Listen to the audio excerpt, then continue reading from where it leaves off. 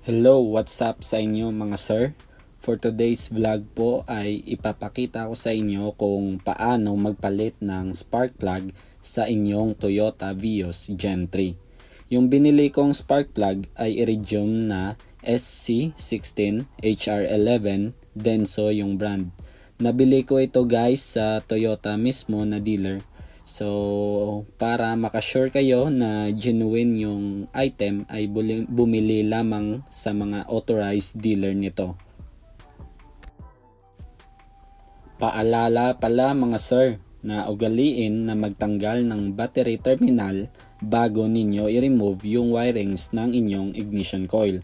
So dito mga sir, tinanggal muna natin yung mga wirings ng ating ignition coil.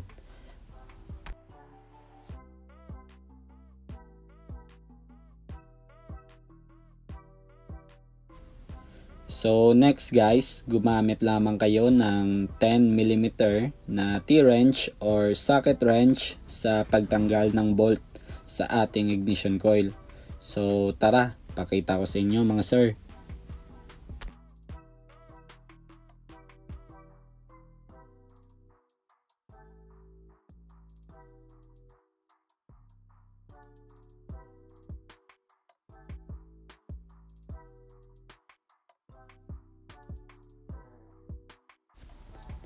So, ayan nga mga sir, natanggal na natin yung ignition coil. Pagkatapos ninyo matanggal lahat ng ignition coil ay pwede na ninyo mahuhugot yung spark plug.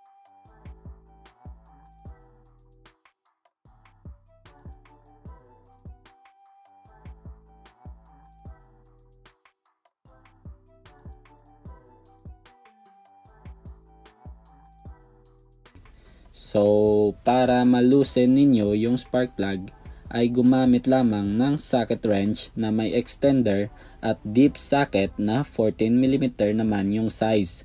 O ito, i-demo ko na sa inyo. Ipasok nyo lang yung socket wrench at i-turn nyo ng counterclockwise para malusin ito. So, after ninyo malusin, ay pwede ninyo na lang ito guys kamayin gamit yung extender.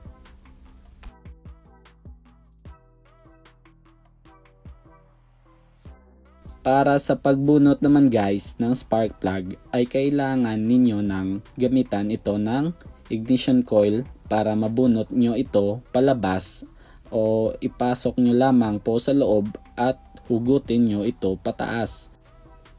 So ayun na nga, natanggal na natin mga sir.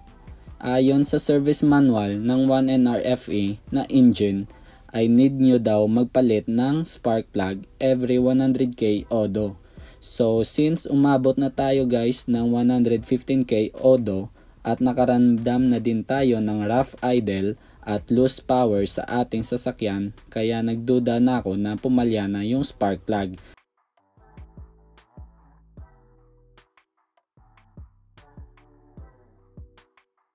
After natin guys tinanggal lahat ay pwede na natin mai-install yung mga bagong spark plug sa ating Toyota Vios. So ilagay na natin yung 4 na spark plug. Ito pala mga sir yung Lexivon na torque wrench.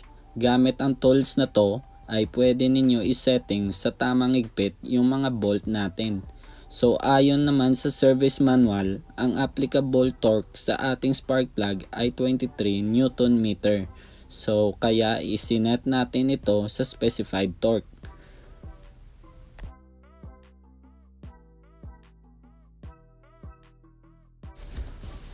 After ninyo masetting ay pwede na natin higpitan yung mga spark plug.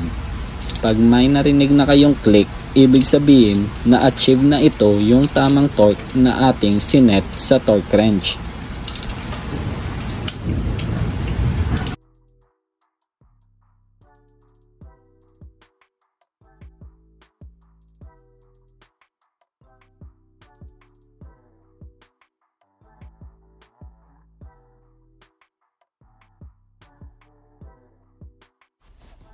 Sa wakas mga sir, natapos na rin natin. Pwede nyo na itong ibalik yung mga tinanggal ninyo na mga connectors pati na rin yung mga bolt na in-unscrew. So hanggang sa muli nating vlog mga sir, maraming salamat sa inyong panonood. Ride safe sa lahat mga sir.